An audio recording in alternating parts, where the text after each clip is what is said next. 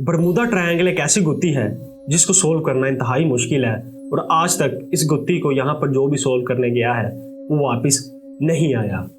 दोस्तों, आपका एक बार फिर से वेलकम है इंफॉर्मेशन फैक्ट्री में। फ्लोरिडा मियामी के अटलांटिक ओशन के दरमियान ये बरमूदा ट्रायंगल वाक़या है। दोस्तों, अब इसको एक पहेली समझा जाता है क्योंकि ये कभी ना सोल्व होने वाली गुत्थी है, क्योंकि यहाँ से गुजरने वाले बहरी जहाज और दूसरी चीज़ों को हमेशा ही हादसे पेश आते हैं और ये यहाँ से गायब हो जाते हैं। जैसा कि एक वाक़या आपके सामने रखता हूँ। 5 दिसंबर 1945 को अमेरिका के 5 फाइटर प्लेन जिनका नाम फाइटर 19 था, बरमूदा ट्रायंगल के ऊपर से गुजरते हुए अचानक गायब हो गए। इन जहाज़ों में 14 लोग मौजूद थे और ये 14 लोग आज तक नहीं मिले।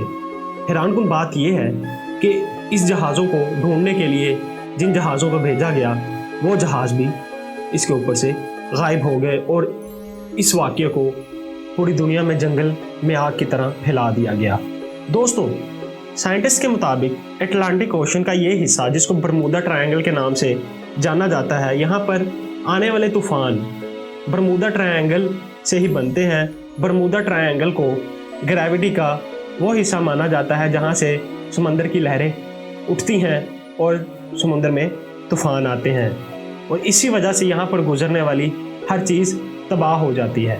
और कुछ लोगों के मुताबिक बरमूदा ट्रायंगल का ये हिस्सा गैसों का गढ़ है जिसमें मीथेन गैस यानी कि CH4 गैस पाई जाती है और ये गैस बादलों के साथ मिलकर जहरीले कंपाउंड बना देती है, जिसकी वजह से यहाँ से गुजरने वाली हर चीज़ तबाह बर्बाद हो जाती है। और दोस्तों, हैरानकुन बात यह है कि कुछ लोगों का कहना है कि बरमूदा ट्रायंगल एलियंस का घर है और एलियंस यहाँ पर गुजरने वाली हर चीज़ को गायब कर देते हैं और उनके फ्यूल से, उनकी बैटरी से एनर्जीज लेते हैं।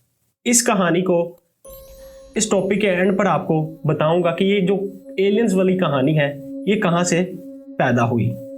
बरमूदा ट्रायंगल से बचकर आने वाले एक पायलट की स्टोरी आपके सामने रखता हूँ जिसका नाम ब्रूस है, जो 4 दिसंबर 1970 को यहाँ से गुजर रहा था, जिसमें इसका एक प्राइवेट प्लेन, उसमें इसका बाप और इसका एक बिजनेस पार्टनर मौजूद था।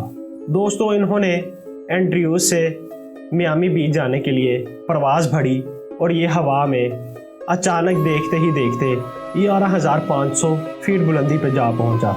दोस्तों, ये इस वक्त बरमूदा ट्रायंगल के ऊपर मौजूद थे।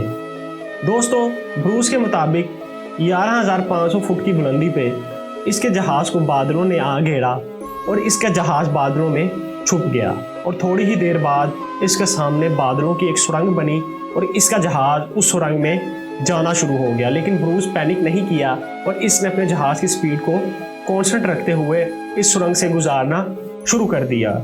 इसके मुताबिक ये सुरंग आहिस्ता आहिस्ता तंग होती चली जा रही थी। इसे लग रहा था कि इसका जहाज़ इसके दरमियान फंस जाएगा और कभी निकल नहीं पाएगा। लेकिन दोस्तों, कुछ देर बाद बादल गायब हो गए और ब्रूस बरमूदा ट्रायंगल को क्रॉस कर चुका था।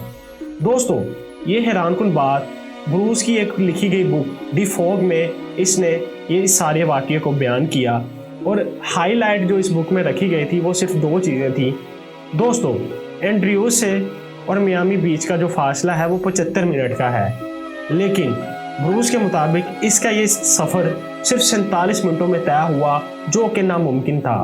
इसने बुक में लिखा कि मेरे जहाज़ को किसी ने उठाकर मियामी बीच पर पहुंचा दिया है और दूसरी बात ये थी कि जितना फ्यूल एंड्रो से मियामी फ्लोरिडा आने पे लगता है उतना फ्यूल मेरा यूज़ नहीं हुआ। तो दोस्तों, ये थी बरमूदा ट्रायंगल की स्टोरी और आपसे एक बात कही थी कि एलियंस।